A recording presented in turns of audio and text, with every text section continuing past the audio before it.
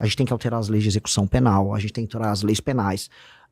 Tem uma discussão que eu tô trazendo muito forte, que é a do direito penal do inimigo, de um autor alemão que chama Günther Jacobs, que no fundo é o pai dessas legislações especiais para enfrentamento a terrorismo, que a Dinamarca aderiu, a França aderiu, os Estados Unidos aderiu, até o Brasil ele trouxe uma parte do direito penal do inimigo, ele colocou isso dentro do seu corpo jurídico.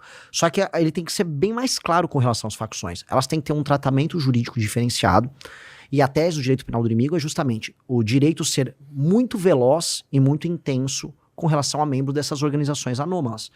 E veja, a gente recebe críticas, eu fui muito criticado, mas isso dentro de uma democracia, e eu dou exemplo, a Dinamarca, que é uma democracia que ninguém critica, ela aplica isso contra facções.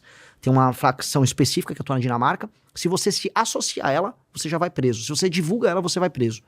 E aí isso tem a ver com a cultura, a narcocultura, ou a superestrutura cultural do narcotráfico, a gente pode chamar do que a gente quiser, que é entendido pelo direito penal do inimigo também como uma parte integrante da facção. O aparato burocrático que ajuda a lavar o dinheiro da facção é ou não é parte da facção? Eu considero que seja. Com certeza sim. Então, institucionalmente, ou seja, em termos de arcabouço legal, trazer o direito penal do inimigo, passar um projeto de lei que inclua isso, vai permitir ao Estado ter uma ação muito mais efetiva com relação a essas figuras.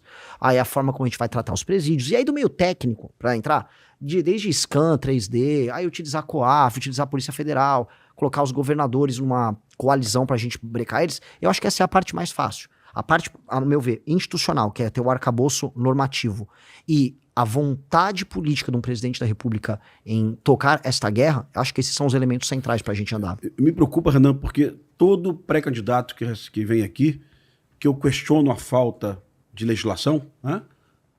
Ele sempre diz para mim, mas a autoridade do presidente eleito... Bom, só com autoridade a gente não vai a lugar nenhum, né?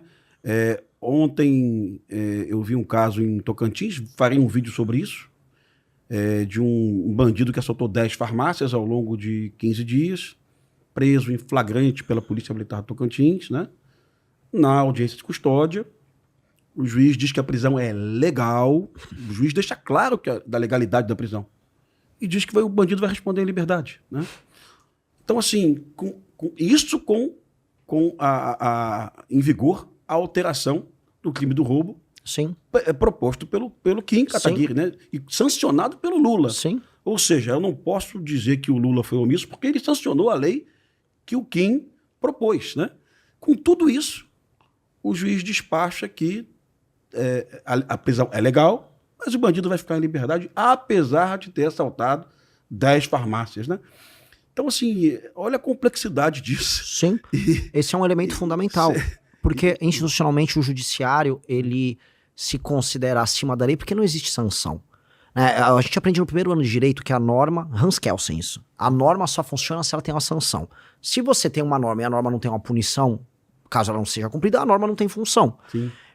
Do que adianta um juiz ter a lei a ser aplicada se ele não é sancionado quando não a aplica? Sim. E quando vem uma sanção, quase nunca vem, ele é aposentado com todos os seus vencimentos até o final da vida dele. Isso é um absurdo, que essa é a parte da alteração no funcionamento judiciário que um presidente da República vai precisar fazer. E a gente tem que entender, o presidente da República, porque eu já vi os demais pré-candidatos falarem isso, não, porque o presidente vai com a força dele. Não tem força na hora do pequeno desgaste, que são nas pequenas derrotas que ele vai sendo desgastado até a institucionalidade dele cair. Então o presidente da República tem que falar tudo que ele vai fazer na campanha e na transição e no ato da posse ele já pautar esses temas de maneira imediata. E outra coisa que eu acho que é fundamental, além de pautar e explicar no debate público, então o presidente da República tem que ser permanentemente sabatinado pela imprensa, porque o enfrentamento com relação às ideias erradas que mantêm o estado das coisas atual tem que ser feito pelo próprio presidente. Então tem que ser um presidente que sabe se comunicar e que acredita naquela tese. E isso não só em matéria de segurança. Matéria econômica vai precisar ser a mesma disposição para passar os temas e a sociedade civil ser convencida. Porque a partir do momento, eu tenho uma crença muito verdadeira nisso, que a sociedade civil entender que o presidente está tocando uma guerra comum no Estado brasileiro, você vai unificar o país. Porque tem um elemento...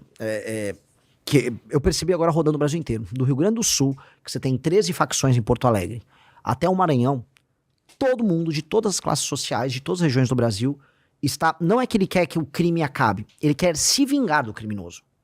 As pessoas estão com ódio do criminoso. Então, se tem um elemento que une o Brasil, seria o nosso grande bode expiatório, é o criminoso violento. Você consegue pegar um país que está fraturado, que se odeia, que está rachado por região, que vota na direita, e todo mundo tá pistola com o bandido. Então, o primeiro presidente que começar a enfrentar isso de verdade e começar a mostrar que dá pra fazer as coisas acontecer, você tem um efeito que é muito maior só do combate ao crime, que é reunificar o país. E aí, colocar o país na mesma guerra. Vamos agora todo mundo, presidente da república, como presidente você consegue, vou botar em estado de defesa a região de Santa Quitéria, lá no Ceará, que foi tomada pelo CV. Vou chamar o BOPE lá do Rio para participar de uma operação com a polícia lá do Ceará. Você começar a unificar todo mundo se sentir brasileiro no enfrentamento a isso, que é uma causa comum a todos. Eu acho que aí sim, você vai passar os projetos, você vai ter uma boa popularidade como presidente da república tratando desses temas, e a gente muda o arcabouço institucional que envolve o judiciário e as leis penais, leis de execução penal e o Instituto do Direito Penal do Inimigo, para aí, de verdade, a gente virar um país. Hoje não é um país. Perfeito. Gostei bastante. Cajueiro, pergunta. Gostou do diagnóstico, Cajueiro? Gostei. Um diagnóstico muito bom. É o que realmente faria diferença. A primeira pergunta, né, é a seguinte. Teve um psicólogo norte-americano, um estudioso chamado Stanton Seminole, que ele estudou por que o criminoso comete o crime. E então, estudando famílias de 4, 5 filhos, apenas um era criminoso. Ou seja, não era o meio social como é divulgado por várias pessoas, que não, o meio é pobreza, não era isso. Porque tinha o mesmo pai, mesma mãe, mesma escola, mesma alimentação. As duas perguntas que o criminoso faz para cometer o crime. Primeira, eu vou ser preso? Eu vou ser pego? E a segunda, caso eu seja pego, eu vou ser duramente apenado? Aqui no Brasil, as duas, eu vou ser pego. Se não mudou a estatística, até o mês passado, 90% dos homicídios do Brasil não chegava nem à autoria, em média. Né? Então, e a segunda pergunta, nesse caso, estamos pegando o pior crime, vai ser duramente apenado? Não, vai sair rapidamente. A pergunta, em suma, né, diante desse cenário, a pena de morte e prisão perpétua. O senhor admite discutir prisão perpétua e pena de morte para determinados crimes. Como pretende viabilizar essas medidas diante da Constituição, que proíbe pena de caráter perpétuo e permite a pena de morte somente em caso de guerra declarada? Caso essas propostas não avancem, qual seria a sua alternativa concreta? Nós falamos muito disso. Eu acho que para você tocar uma Assembleia Constituinte originária, você tem que ter uma vitória em campo como presidente da República, e não uma vitória eleitoral.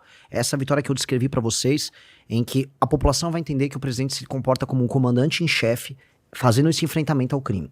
E ao ver resultados, o presidente da República tem que falar, agora eu preciso alterar a Constituição. E aí trazer a discussão de uma Assembleia Constituinte com uma correlação de forças contra aquilo que a gente chama de centrão, que seja forte o suficiente para permitir passar essa agenda e não contaminar essa nova Constituição. Então, esses dois temas são centrais. Eu acho que o Brasil precisa discutir pena de morte, o Brasil precisa discutir prisão perpétua. Precisa. E dois, e aí entra um elemento. Até lá, nós temos que ter um aumento brutal de penas e uma alteração profunda na lei de execução penal, alteração no inquérito policial, alteração nos planos de carreira policial, na questão da carreira única. Tem que ter para você aumentar a efetividade para nós fazermos essa construção até lá. Dito isso, nós temos que discutir pena capital e temos que discutir prisão perpétua.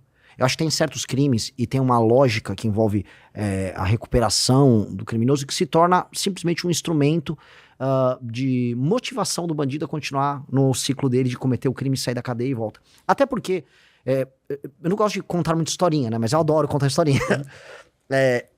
A gente tem uma questão que o Estado brasileiro, desde o fim do período do regime militar, ele tá tomado por culpa. Foi muita, violação de direito humano, e houve violações de direitos humanos, não tô negando. Mas, não só as faculdades de direito, mas o legislador brasileiro, ele começou a operar na linha de que o Estado tem que diminuir o seu impacto punitivo. E ao fazer isso, ele criou uma indústria da impunidade que gera da parte do bandido essa sensação de leniência. Outra, tem programas que estão saindo agora como Pena Justa, em que o judiciário se comporta como um agente desesperado para soltar um bandido, porque, este presídio aqui não está em condições. No Ceará, que está em guerra, o programa Pena Justa está sendo comemorado em rádio. Olha, vai ter agora um Pena Justa e vai tirar um monte de gente da cadeia. Tipo, eles estão em guerra. Então, claramente, um bandido hoje, ele se sente muito confortável em trabalhar. Muito confortável. Então, essas alterações de Constituição estão no nosso plano, mas eu só vou conseguir executar, então não vou ser mentiroso, se eu conseguir antes ter vitórias contra o crime organizado e ter uma vitória do ponto de vista econômico, que é fazer os juros baixar e as pessoas começarem a voltar a ter empregos formais. Se eu não conseguir essas 2 vitórias, eu não vou ter força para uma constituinte. Então eu não vou vir aqui mentir para vocês. Só vou conseguir fazer uma constituinte se eu ter essas 2 grandes vitórias nos 2 primeiros anos de mandato. Perfeito. Eu ouvi você fazendo uma ressalva à posição do Centrão, e eu lembro que há 7 anos, né? O general Heleno, numa reunião com os deputados federais da base do governo, né? Ele dizia para os deputados, vários deputados aqui vão virar tchutchuca de Centrão, né? E de fato aconteceu. Eu tenho um certo cuidado, porque sem o Centrão, num primeiro momento, você não vai a lugar nenhum, viu, Renan? Só esse cuidado, porque quem vai estar apoiando o Renan? Vai ser a esquerda no Congresso Nacional? Não. Vai ser o PSOL e o PT? Mas eu não posso esquecer que eu sou mesmo quando eu estiver lá. Perfeito. Eu não posso deixar de odiá-los. Sim. Só que a democracia, e essa é a beleza da democracia, impõe que eles sentem comigo e eu sente com eles. Perfeito. E eu os trate com respeito, mas eu tenho que saber quem eu sou e eles têm que saber quem eles são. Então, o Centrão hoje opera através da compra de votos, com relações sujas com o crime organizado. Aqui no Rio de Janeiro, o Centrão é completamente vinculado ao crime organizado. E eu sei quem eles são e espero que eles saibam quem eu seja. Quem eu sou, desculpa. Então, somos diferentes, mas já que o eleitor brasileiro está disposto a colocar pelo menos 300 membros do Centrão altamente corruptos no Congresso, e vou profetizar de maneira negativa, vou amaldiçoar, mas é uma realidade. Sim, o eleitor o fará. O eleitor vai vender o seu voto para mais de 300 bandidos que vão estar no Congresso. Eu, vencendo a eleição, vou ter que lidar, porque foi assim que o eleitor brasileiro quis. E possivelmente na cédula vai estar, na urna vai estar um deputado federal do Centrão, um senador do Centrão, e o cara vai escolher você. É bastante razoável que aconteça. Ganhando a eleição, isso vai acontecer aos montes, aos milhões. Sim. E eu para explicar isso para o eleitor depois, porque o eleitor vai ter tomado essa decisão consciente. Esse é o grande problema brasileiro. É o tal do sistema. O Centrão representa esse sistema. E eu tenho uma grande proposta para isso. Acho que a gente pode ir mais pro fim, a gente comentar sobre isso. Perfeito. Mas ele é o grande problema. Eu considero ele um problema maior para o Brasil, um problema sistêmico maior do que a esquerda. A esquerda é uma constante nas democracias do mundo inteiro e ela é passível de ser derrotada. O Centrão é uma coisa muito brasileira, uma jabuticaba. E ele te impede de realizar qualquer coisa plena. Então você vai passar uma prisão em segunda instância. A prisão em segunda instância, ela afeta o combate ao crime. Sim. Mas ela pega crime do colarinho branco. Aí o Centrão, opa, vamos derrubar isso no judiciário e não vamos deixar passar, porque senão eu serei preso. Então, boa parte da legislação processual, lei de execução penal, o Centrão não quer que se aprofunde muito, porque isso mexe neles no fim do dia. Então, o Centrão é um elemento que, assim, nós precisaremos tratar com muito cuidado, mas entendendo que na democracia eu vou precisar negociar com eles. Perfeito. Chau Della Torre. Uma das subperguntas, né, vamos chamar assim, é o seguinte, é muito simples, né? Aliás, a gente já fez ela aqui. É ingenuidade supor que o crime organizado se infiltrou apenas na Alerj. A gente, aqui no Rio de Janeiro, na nossa Assembleia Legislativa, a gente bateu um recorde. Pelo que noticia a imprensa, a gente tem infiltração de Comando Vermelho, de Terceiro Comando, de milícia e de contravenção. Tem a tal da lista do Adilcinho, que está deixando metade da Assembleia Legislativa. É um bicheiro que agora fornece cigarro para as facções do Rio de Janeiro. Então, tem que me atualizar, então. Agora tem pois o Adilcinho. Essa lista do Adilcinho, apreendida pela Polícia Federal... do contrabando de cigarro. Está deixando metade da Alerj sem dormir. Mas é ingenuidade supor que o crime organizado só se infiltrou na Assembleia Legislativa do Rio de Janeiro. Se o senhor for eleito presidente, o senhor vai ter que lidar com um Congresso independente do Centrão. Eu lhe confesso que eu tenho muita dificuldade de entender essa coisa de centro, né? Para mim, ou é esquerda ou é direita. A história ensina isso. Mas, concordo, é essa jabuticaba, né, brasileira. Mas se o senhor for eleito presidente, o senhor vai ter que lidar com um Congresso independente dessas questões aí de Centrão, que certamente vai ter infiltração de crime organizado. Essa é uma primeira pergunta. Segunda pergunta. O senhor falou de Kelsen, de Jacobs, direito penal do inimigo.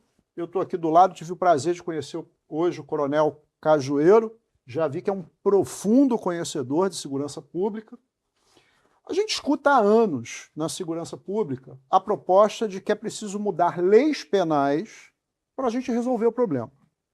Eu, por acaso, sou professor de instituição de ensino superior, sou professor de direito penal. E eu lhe dou um exemplo fático. Até alguns anos atrás, se eu matasse a minha mulher por ciúmes, Eu respondia por homicídio qualificado. Aí o Congresso criou a figura do feminicídio. Não sabia. E agora o Congresso revogou o feminicídio, criou o delito autônomo do feminicídio. Os feminicídios estão diminuindo? Nós sabemos que não. Então o direito penal não é a régua educadora da sociedade. A gente não vai resolver a sociedade com o direito penal. E aí, para finalizar a minha pergunta, eu vou lhe dar um exemplo que o Coronel Cajueiro certamente conhece, porque quem estuda segurança pública é um exemplo famoso, Nova York. Nova York, no final da década de 70, início da década de 80, era muito parecido, por exemplo, com o Rio de Janeiro. Polícias comprometidas, máfias, a máfia italiana, a máfia negra, corrupção. A gente tem um prefeito famoso, e aí a ciência da segurança pública, né, fala muito sobre isso, a famosa teoria das janelas quebradas. Então, ele aumentou as leis, vamos punir os pequenos. É a pergunta que o Coronel Cajueiro fez, né? É a percepção de que eu serei punido. Isso intimida o criminoso. Exato. Então, o que eles fizeram em Nova York, a ponto de Nova York hoje ser a referência em termos de segurança, embora os Estados Unidos não sejam a maravilholândia da segurança pública. Nem de longe. Nem de longe. Nova York é diferente. Mas Nova York na década de 80, aliás, tem um filme ótimo sobre isso, com Denzel Washington e Russell Crowe, né, o American Gangster, que é baseado em fatos reais. Ótimo filme. Mas, enfim, o prefeito, teoria das janelas quebradas, mudou a legislação, até porque nos Estados Unidos a legislação é predominantemente regionalizada e não federalizada como a nossa, mas ele promoveu um expurgo muito forte nas polícias, instituiu corregedorias com grande força, um compliance, mas ele também triplicou os salários da polícia de Nova York na época. Eu há anos digo isso. Não existe segurança pública boa e barata. O panorama das polícias brasileiras é uma bagunça, a começar pela falta de padronização, inclusive nas polícias civis, já que as polícias militares são bem mais padronizadas, embora em São Paulo o Corpo de Bombeiros esteja dentro da Polícia Militar. Aqui no Rio de Janeiro, não. Só que a gente tem essa questão da disparidade salarial. E aí é que eu encaixo, finalizando a minha pergunta. Primeiro, pretende criar o Ministério da Segurança Pública, que é, evidentemente, o norte das políticas de segurança para os estados. Segundo, se eleito com o Ministério da Segurança Pública, pretende chamar os governadores do estado para um grande consenso nacional para, por exemplo, padronizar polícias, padronizar procedimentos, elevar os salários, tornando a profissão que é tremendamente arriscada. Eu não vou usar a pergunta que eu tenho certeza que o Coronel Cajueiro daqui a pouco vai fazer, mas a grande realidade é a seguinte: eu aqui no Rio de Janeiro ganho bem mais do que os policiais civis do seu estado, que também tem sérios problemas de segurança pública. Eu estava conversando com os policiais militares que estão aí, que são de São Paulo. A progressão funcional na Polícia Militar do Rio é bem melhor do que na Polícia Militar de São Paulo. Então isso tudo impacta e muito na segurança pública, candidato, porque é muito fácil, com todo respeito, eu não vou entrar no mérito da constitucionalidade de instituir pena de morte. Pelo que eu entendi, o senhor, se eleito for, pretende convocar uma Assembleia Nacional Constituinte. Mas aí a gente tem teoria da vedação do retrocesso, da Constituição. Mas o tema aqui não é direito, é segurança pública.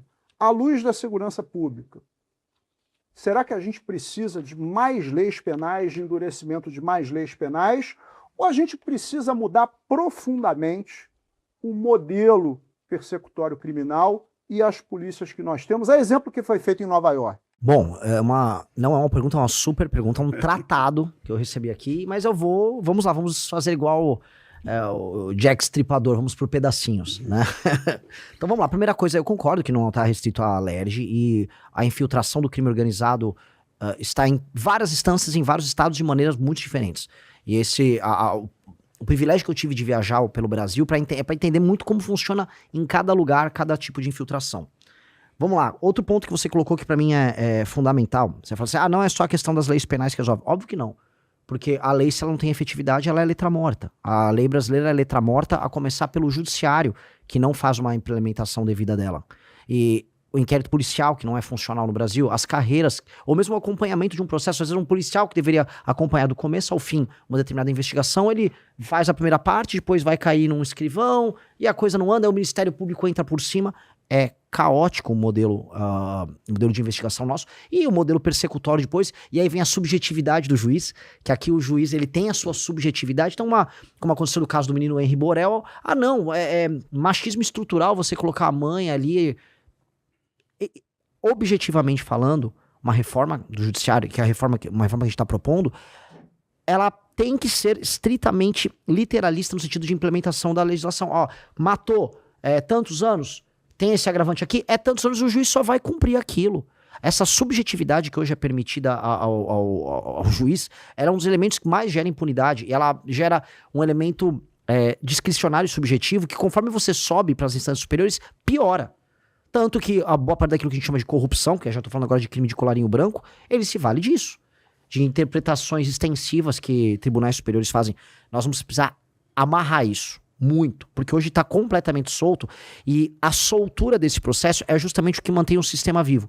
E aqui eu não estou falando como teórico de conspiração. Para mim, o sistema só sobrevive porque você tem uma aliança tácita entre o legislativo, o judiciário e o executivo, que permite que cada um faça negócio e tenha privilégio nas suas áreas, mas todos, vamos dizer, afrouxam a fiscalização de um sobre o outro. Então, o legislativo não vai para cima do judiciário para obrigar o judiciário a cumprir a lei como tem que ser cumprida. Vai caber a um presidente da República fazer uma reforma no judiciário. E aí entra outro elemento, que é um elemento que você citou da teoria das janelas quebradas, que eu concordo que é um elemento que não é só de aplicação de política pública, não é só papel do executivo, mas é um papel de liderança pelo exemplo, que é a questão cultural. Quem fez, a gente dá o exemplo de Giuliani, quem fez isso de verdade, criou uma nação que é muito mais impressionante que os Estados Unidos, departamento, é um homem que chama Lee Kuan Yew, num país chamado Singapura. Ele é o maior líder político do século XX. Ele pegou um país que era favelizado, destruído, violento, com a autoestima e com a moral corroída, porque foi humilhado pelo Japão por anos, e ele transformou essa numa das grandes nações mundiais. O que ele tinha como teto? Todo mundo falava, a pessoa em Singapura, ela é suja, ela é porca, ela é criminosa, ela não é confiável para fazer negócio. E ele acreditava que, primeiro você vem com leis e uma liderança muito firme na aplicação da lei, ou seja, o exemplo vem de cima. A lei dura e a sanção pesada vira hábito. O hábito depois se torna cultura, a ponto de você sequer conseguir distinguir no futuro que aquilo um dia foi forçado à população. A sanção, a lei dura com a aplicação e o exemplo da liderança acaba gerando um exemplo positivo. E nós no Brasil já tivemos exemplos positivos. Até os anos 90 o brasileiro não usava cinto de segurança. Até o meados dos anos 2000, todo mundo fumava dentro de qualquer espaço fechado. E veio uma lei, aquilo se tornou hábito, e depois se tornou cultura, e hoje as pessoas levam isso muito a sério. O brasileiro agora põe cinto de segurança no banco de trás. Então, nós somos capazes de criar esse processo. Mas um país que tem o processo dele, vamos dizer, não só de criador de leis, mas de dar exemplo, vindo uma liderança tão ruim como o Brasil, ele não faz essa imposição do topo para baixo. Não vai vir, e isso aqui que eu tô falando não é popular, mas precisa ser dito, não vai vir da base da população a mudança. A mudança sempre vem do topo em todos os lugares do mundo. Só que uma liderança política corrompida com vorcaro nunca vai fazer top-down o exemplo que precisa ser dado na população. E o que eu chamo isso, que é a desfavelização mental do brasileiro, tem a ver com o Giuliani, mas tem muito mais a ver com o que aconteceu em Singapura, que é a ideia de que as pequenas práticas antissociais do brasileiro vão precisar ser enfrentadas. O Rio tem muitos esses exemplos, a invasão do espaço alheio, é o cara com a caixinha de som dentro do ônibus, a pessoa que pula a catraca, é o cara que se apropria do espaço público da praia. Não, essa área aqui é minha, você não pode sentar nessa cadeira. É a pessoa que picha, é o cara que joga o lixo na frente da casa da outra pessoa. Esses pequenos comportamentos, eles vão ter que ser tratados como delitos. E o Estado vai ter que estar muito presente nisso. E isso vai ser criticado. Falar, ele quer um Estado policial. Mas eu preciso criar os bons hábitos. Os bons hábitos criam os bons bairros, criam a boa cultura. E a boa cultura começa a criar ambientes que são socialmente passíveis de serem vividos. E isso vem acompanhado da mudança das leis penais. Mas isso tem que vir acompanhado de uma liderança muito boa. É uma questão de liderança. Se você não tem uma liderança que quer implementar isso, você não vai implementar. Falam do Bukele. O lance que o Bukele fez é, primeiro ele destruiu o crime organizado, agora vai ver o que ele está transformando em São Salvador. Tirando os fios, a cidade está ficando limpa, vai jogar lixo na rua em São Salvador. Então, o exemplo que a gente tem que dar é transformar os nossos ambientes e os nossos hábitos e criar uma cultura de civilidade. Aí esses elementos eles vão ter um efeito que uma coisa puxa a outra e ajuda a outra. E aí tem um elemento que eu te disse, é o elemento cultural e o elemento de liderança, que não são necessariamente positivistas no sentido de passar a lei, mas de passar o substrato cultural que está por trás da lei, que faz a lei valer. Que é a ideia de você ter um sistema de valores comum. Hoje o brasileiro está completamente e moralmente esculhambado. E essa esculhambação vai se refletir numa sociedade mais violenta, com certeza. Perfeito. O Renan, tem uma Demorei coisa... muito, só essa pergunta. Eu não quero ser palestrinha. Eu vi no teu Instagram a sua menção a Singapura, e o que eu sei de Singapura, eu sei pelo YouTube, né? De pequenos documentários. Essa transição em Singapura foi feita obedecendo a democracia, cara? Eu preciso saber disso, porque eu não me incomodo no estado policial. Eu fui a Londres há 7 anos e eu vi um aviso no metrô. Se você pular a roleta, você vai preso. No mesmo momento, no Rio de Janeiro, 70 mil pessoas pulavam a roleta do BRT por dia. Com certeza Londres está certo e o Rio de Janeiro está errado. Lógico. Então, o estado policial, sinceramente, eu não me incomodo. Faz parte do processo educativo. Eu tenho medo da ausência de democracia. Singapura teve uma ruptura do Estado Democrático de Direito, Foi diferente, porque Singapura, ela foi meio que expulsa da Malásia. Sim. Ela era uma parte e ela foi tocada para fora por parte de uma outra nação. E aí o Lee Kuan Yew era o líder que fez essa transição, e ele começou num regime que não era democrático, e ele fez a transição para um regime democrático. Ele era obcecado com limpeza, inclusive. Ele era obcecado com limpeza. Sim. Ele tornou... o que ele faz é a transição. Ele começa num regime que não era aberto, porque nunca havia sido aberto, porque nem existia Singapura antes, e aí ele transforma depois num regime que é aberto. Então, Singapura passou por isso. Outras nações asiáticas passaram por isso. A bem da verdade. A própria Coreia do Sul também passou o processo de criação. Criação não é uma divisão, mas de transição de um regime mais fechado para um regime que hoje é democrático e aberto. É um país miserável até a década de 70. Exato. Né? Ele é mais pobre do que a gente na década de 80. A questão toda é que você pode implementar isso num regime democrático. As coisas não são detrimentais. Você pode ter muita lei e ordem num regime democrático. O Japão tem muita lei e ordem num regime democrático. E eu acho que nós temos que ter muita lei e ordem dentro de um regime estritamente democrático.